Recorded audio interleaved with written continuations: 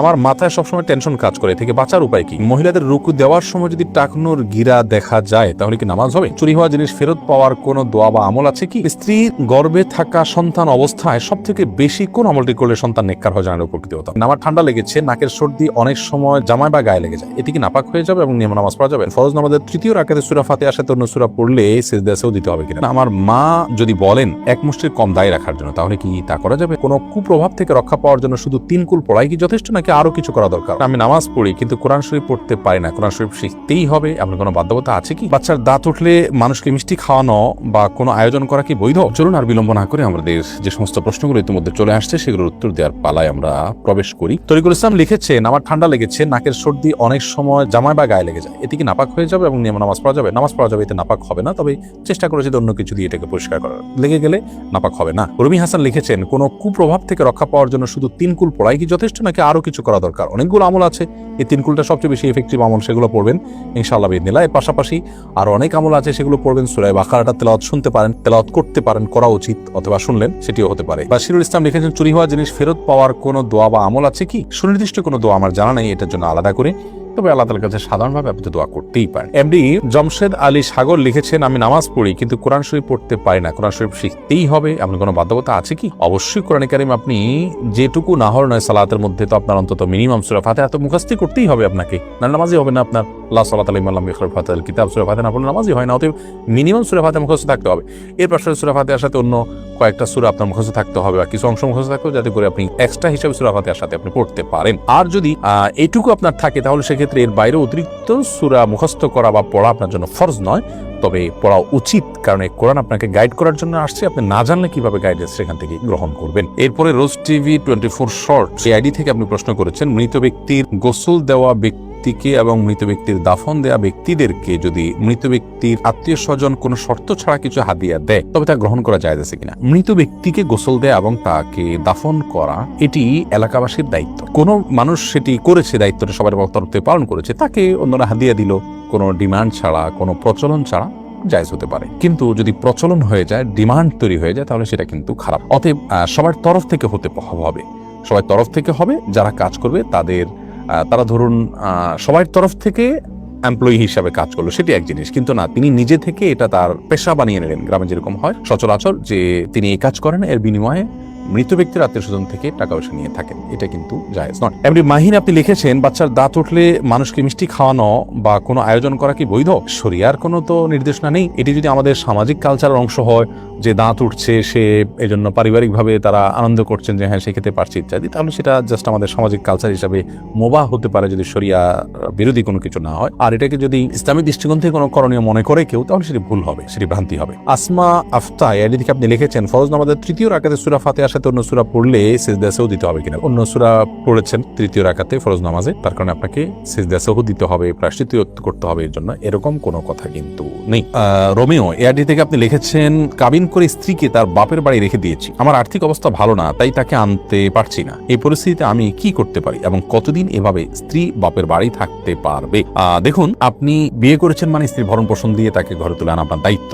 আপনি পারছেন না, তাদের সাথে বোঝাপড়া আছে, তার ভিত্তিতে তিনি সেখানে থাকেন, এটাতে অসুবিধা নেই। এরকম কোনো টাইম লিমিট নাই যে এতদিন এর মধ্যে আপনাকে উঠে আনতে হবে, না বৈবাহিক সম্পর্ক থাকবে না। তবে হ্যাঁ, আপনার কর্তব্য হলো খুব দ্রুততার সাথে উদ্যোগী হয়ে তাকে আপনি উঠে নিয়ে আসবেন, কারণ বাবা বাড়িতে থেকে তাদের খরচ খরচায় তিনি লালিত পালিত হবেন, এটি কিন্তু হওয়া উচিত নয় এবং এটি আপনার অধিকারও নয়। তো যার কারণে খুব দ্রুততার সাথে এটি করা উচিত, অন্যথা আপনি বিবাহের উদ্যোগ এভাবে অনিশ্চিত অবস্থাতে আপনি কেন গ্রহণ করলেন? এই উদ্যোগ গ্রহণ করাটা আপনার সঠিক হয়নি। এমডি আব্দুল্লাহ আপনি লিখেছেন, কারো গাছের ফল না বলে খেলে পরবর্তীতে সমপরিমাণ টাকা গাছের মালিকের মোবাইল রিচার্জ করে দিলে দায়মুক্ত হবে কিনা?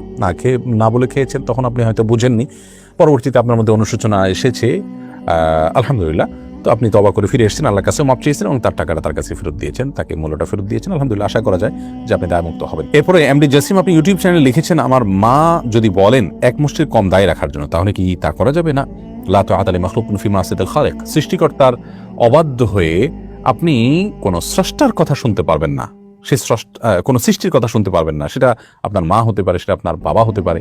তো এই জন্য সৃষ্টিকর্তার বাধ্যগত থাকাটাই হলো মূল, সেটার সাথে সামঞ্জস্যপূর্ণ হলে মা বাবার কথা আপনি শুনতে পারেন। এখন মা যদি কাটতে পারেন, নবী করিম সাল্লাল্লাহু আলাইহি ওয়াসাল্লাম বলেছেন ওয়াফিরুল্লুহা আরখুল্লুহা, তোমরা দাড়ি ছেড়ে দাও, তাহলে সেক্ষেত্রে আপনি নবী করিম সাল্লাল্লাহু আলাইহি ওয়াসাল্লামের নির্দেশের খেলাপ করছেন, যেটি কিন্তু জায়েজ নয়। সেক্ষেত্রে মায়ের সাথে বেয়াদবিও করা যাবে না, তাকে খুবই বিনয়ের সাথে বিনম্রর সাথে বুঝিয়ে আপনি আপনার কাজটি করার চেষ্টা করবেন। এরপরে রাগিবুর রহমান সাবিত আপনি লিখেছেন, মহিলাদের রুকু দেওয়ার সময় যদি টাকনোর গিরা দেখা যায় তাহলে কি নামাজ হবে? পুরো রুকু জুড়ে যদি এরকম হয় তাহলে সেটা সালাতের জন্য ক্ষতিকারক হবে। আর যদি হঠাৎ সামান্য একটু অংশ হয়তো এক ঝলক একটু সরে গিয়েছিল, আবার তিনি ঠিক করে ফেলেছেন, তাতে অসুবিধা নেই, কারণ সালাতের মধ্যে টাকনো সহকারেই তাকে ঢেকে রাখতে হবে। হাসান মাহি লিখেছেন, স্ত্রীর গর্ভে থাকা সন্তান অবস্থায় সব থেকে বেশি কোন আমলটি করলে সন্তান নেককার হয় জানার উপকৃত হতাম? সবচেয়ে বেশি আমল করবেন 5 ওয়াক্ত সালাত খুব গুরুত্বের সাথে করার পাশাপাশি সকল গুনাহ থেকে বেঁচে থাকবেন। গান বাদ্য বাজনা এগুলো শুনবেন না, অহেতুক আপনার ফিল্ম ইত্যাদি দেখবেন না, নিজেকে হারাম কাজ থেকে বাঁচিয়ে রাখবেন। এর পাশাপাশি কোরআন তেলাওয়াত বেশি বেশি করে শুনবেন এবং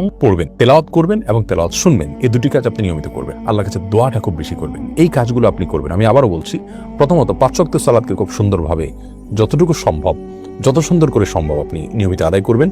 দ্বিতীয়ত, সকল প্রকার গুনাহ থেকে, বিশেষ করে গান বাদ্যযন্ত্র ইত্যাদি ব্যবহার করা হয়েছে এরকম গান, এগুলো শোনা, মিউজিক শোনা, এগুলো থেকে বেঁচে থাকবেন, গান বাদ্য শুনবেন না।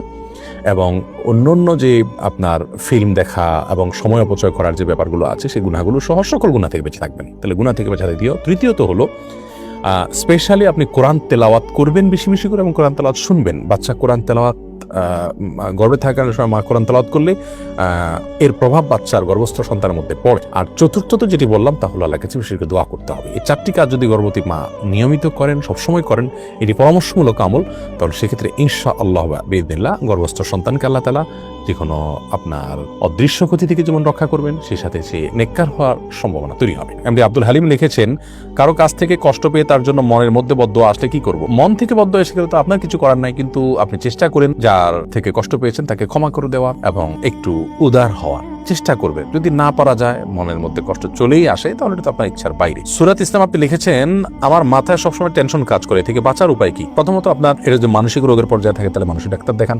দ্বিতীয়ত হলো, আপনি ডিপ্রেশন থেকে বাঁচার জন্য কোরআনে কারীম তেলাওয়াত করতে পারেন, আল্লাহর সাথে একান্তে একটু কথা বলতে পারেন, কোনো দক্ষ আলিমের কাছে গিয়ে আপনি একটু কাউন্সেলিং গ্রহণ করতে পারেন, নসিহা গ্রহণ করতে পারেন। ইনশাআল্লাহ আশা করা যায় আল্লাহ আপনাকে হেফাজত করবে। তারপর একটি দোয়া আছে, বিশেষ করে সেটি আপনি বেশি বেশি পড়বেন। নবী সাল্লাল্লাহু আলাইহি ওয়াসাল্লাম পড়তেন, আল্লাহুম্মা ইন্নী আউযু বিকাল হাম্মি ওয়াল হাযান ওয়াল আজজি ওয়াল কাসাল। এর অর্থ হলো যে আল্লাহ আপনার কাছে আমি পেরেশানি এবং টেনশন থেকে মুক্তি চাই। তাহলে আশা করা যায় আপনি দুশ্চিন্তা মুক্ত হতে পারবেন। এই দোয়া বিশেষ করে পড়বেন। মাহি একটা লিখেছেন, পর্দা করে হুজুরের কাছে বা গায়রে মাহরামের কাছে কোরআন শিখতে পারবো না? গায়রে মাহরামের কাছে, এমনকি হুজুর হলেও তার কাছে আপনি পর্দা লঙ্ঘন করে কোরআন শিখতে পারবেন না।